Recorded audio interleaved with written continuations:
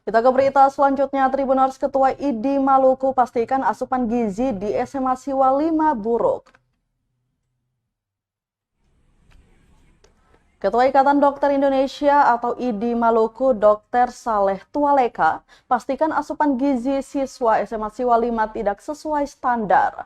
Hal itu menyusul kejadian diduga keracunan massal siswa SMA Siwa 5, Jumat 18 November 2022.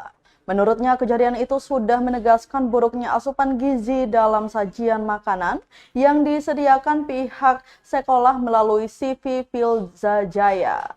Padahal intensitas belajar siswa cukup tinggi sehingga harus didukung dengan pemenuhan gizi yang cukup. Lanjutnya, Tribuners, selain asupan gizi, higienitas juga menjadi masalah jika melihat kondisi dapur dan ruang makan di SMA Siwa 5 Ambon yang jauh dari layak. Pantauan tribunambon.com, dapur berukuran kurang lebih 4x7 meter itu tidak terawat.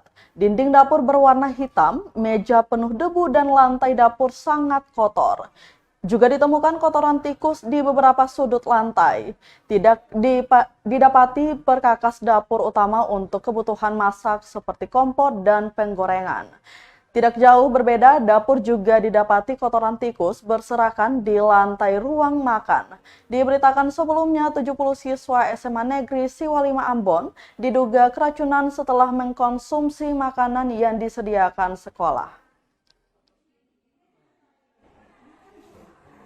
Siswa SMA Siwa 5 ini bagaimana nih, Dok? Jadi sebenarnya kan ya anak-anak dengan konsep pendidikannya kayak begini kan ini soal gizi ini harus disupport maksimal.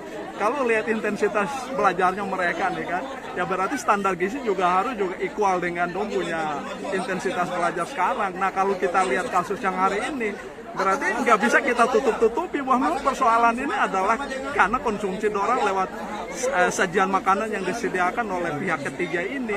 Sumber mutu ya gitu ya, Dok? Ya kalau lihat dengan kejadian masalah kayak begini kayaknya bisa dipastikan.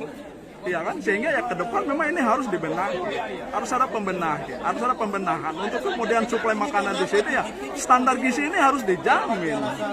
Iya kan, standar gizi dijamin karena ya itu tadi anak-anak punya proses belajar ini dorang secara psikologis terkuras nih. Ya, untuk kemudian asupan ini harus diperkuat ya berarti kan asupan gizinya ini harus ketemu maksimal.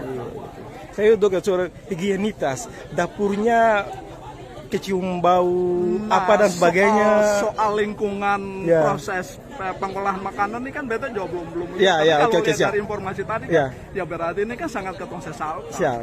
Ya kan dalam proses pengolahan makanan yang kemudian itu akan dihidangkan, yang tercemar dengan lingkungan yang digambarkan tadi kan juga ini sebenarnya satu hal yang memang nggak ada alasan harus kita perbaiki, harus dibenahi. Pihak sekolah harus berusaha untuk membenahi sarana prasarana dalam proses pengolahan bahan makan pasien yang bahan makan yang akan mereka sajikan untuk ketemu punya anak-anak. Siap. Makasih banyak, Dok. Siap.